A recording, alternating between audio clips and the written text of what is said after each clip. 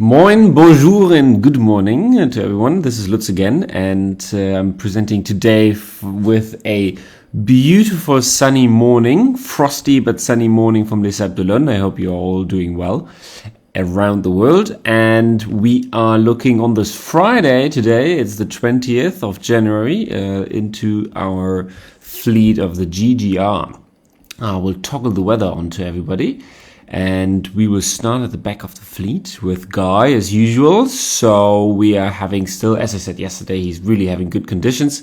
He is flying along with his 7 knots, 6.9 knots. Wow, this is impressive. And he is constantly doing really good progress. He won't probably he still won't make the gate probably, but he's just happy. He's just jolly and posting all these great speeds, 24-hour speeds. He's tracking every day. When you read the Twitter, the messages, his daily messages, he's tracking every day, logging exactly his progress.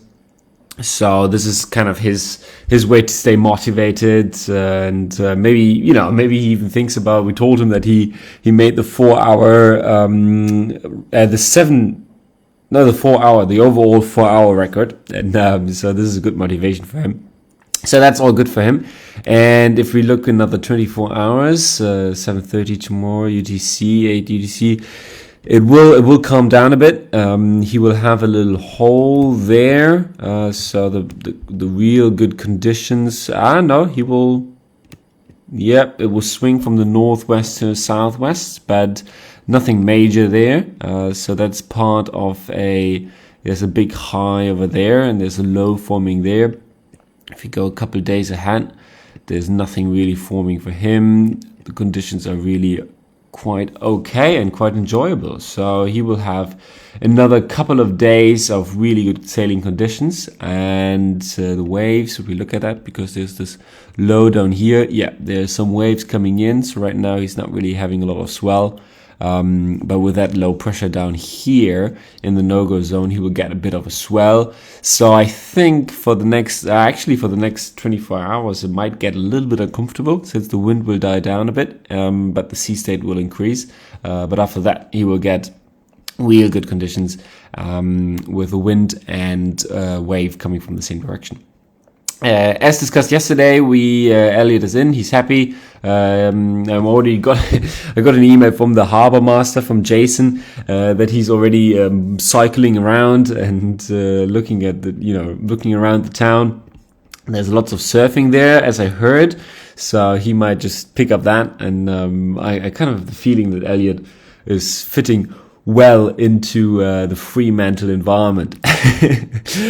So we shall see about that. Then the big news of the day is Jeremy is off. He has left Hobart and very light conditions, but beautiful to see. He sailed past Ian, and this morning when I woke up and I saw the picture, I was wondering, none of them really has seen each other for a while. Not even Kirsten and Abilash. They were close when they got into Hobart, but they didn't see each other.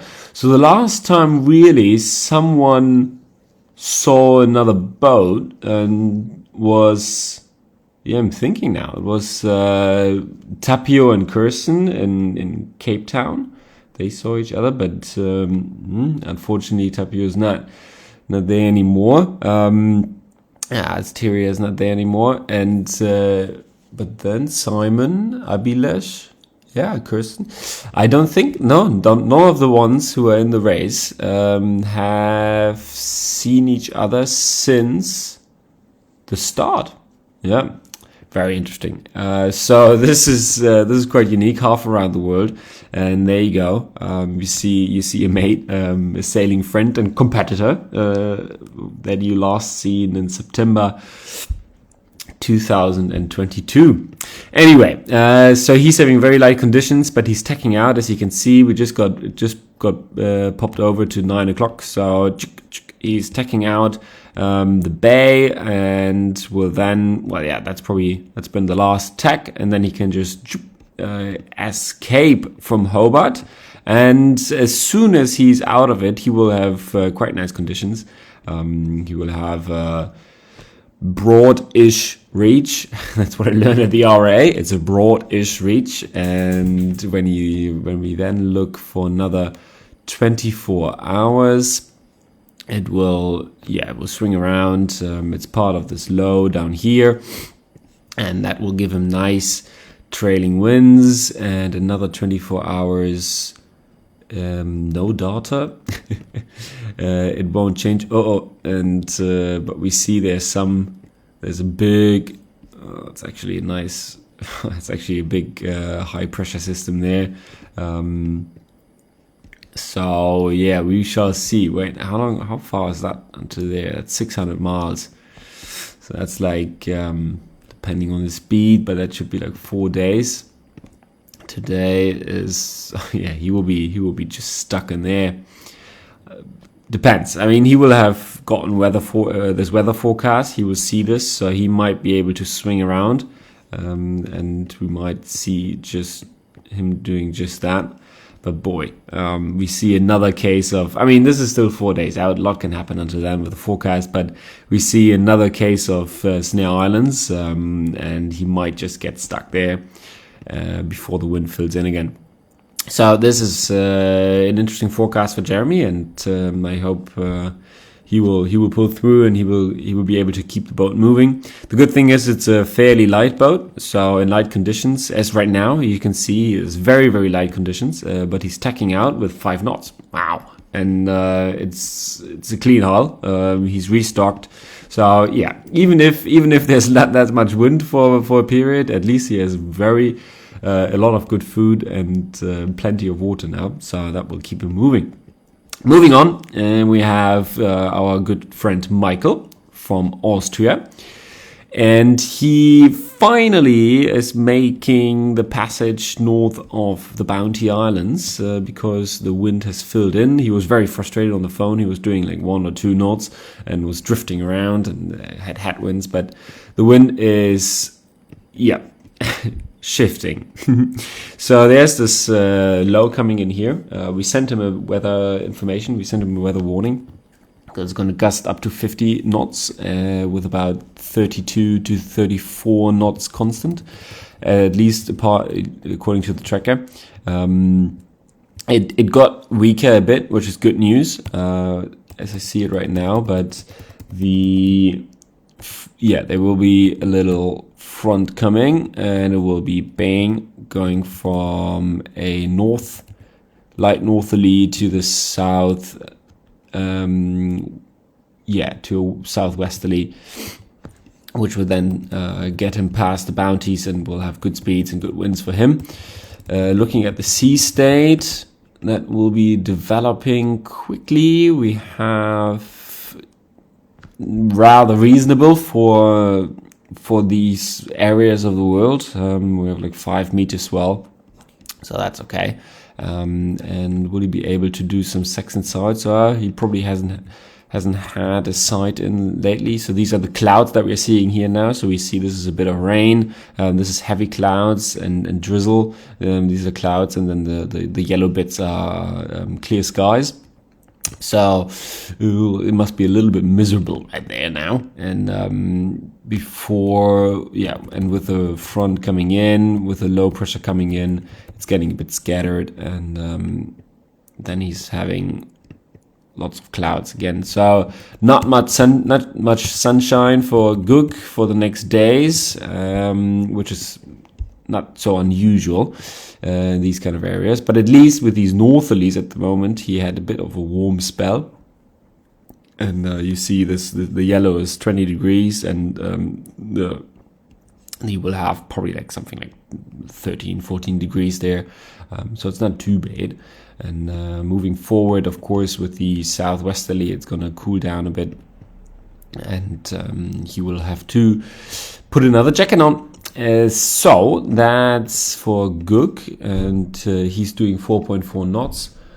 So that's all okay. Bernard Motissier is still heading for the no-go zone. Kirsten moving, finally. That's such a relief, all for us as well. You know, we are sitting here in the office and watching it and talking to her on the phone, and we think, oh no, please give her some wind. And she's moving again, 6.9 knots, so that will change a world for her. The sea state is down as well, but it's a little bit wind against seas, but that's not too bad because the seas are down to about 2 meters, so that's fine. And then Abilesh, and he's really having light conditions, but what I mentioned already yesterday, it's the same with Oleana. It's a lighter boat, so in light winds, he will be able to keep the boat moving a lot easier than Kirsten with her nearly 10-ton boat. So Abilesh is doing 3.8, and let's take a look at the forecast for those two. The next 24 hours, we are having a bit of a low coming in. Is that a low? Let's have a look. Yeah, that's something. Yep, that's right. No, it's the end of this high pressure over here, and then there's the front coming in with this mini low, and then there's the bigger one coming that we just discussed for Gug. So when we look there, so this will be evening their time and early tomorrow morning for us. So they're gonna have about 30 knots, but it will pass very quickly. It comes from the north, and then it will go to a westerly. Before then, the reminiscence of the low that passed Gug will pass them as well. So they are in for a bit of a wind and a bit of sea state, changing conditions. So, but yeah, Kirsten will be happy about a lot of wind in comparison to no wind at all. And then it will lighten down again. So not easy. Oh, there you go. And that's midnight UTC on the 22nd to 23rd of January, and we see there's this massive ridge here of absolutely no wind. So this is really challenging days ahead for Abilesh and Kirsten, and yeah, I'm very curious to talk to them next week and to hear what they say. And then we move on to the front of the fleet. We have Simon doing 6.4 knots. 24-hour forecast is a bit of an increase, so he will have just the outside, the upper part of a low passing through.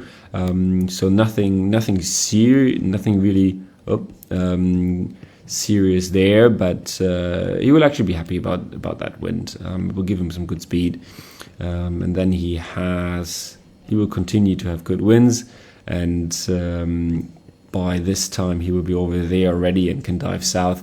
So I think let's not jinx it, but our leader of the fleet, Simon Kervin, he really lucked out with the weather conditions north of the no-go zone in the Pacific, and he was able to make a lot of ground on Abilesh and Kirsten, and yeah, there you go.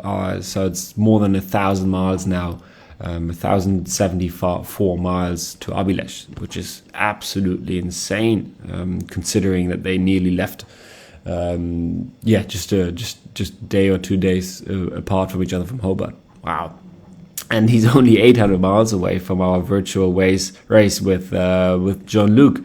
So this is really getting interesting, and I hope you're enjoying that as well, watching it on the tracker.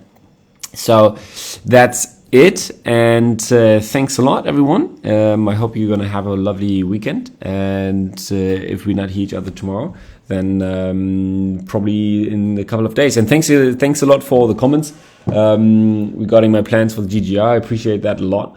And who knows? Yeah, we may see each other somewhere in the world. All right, take care, everyone. Fair winds, and talk to you, hear you soon. Bye bye.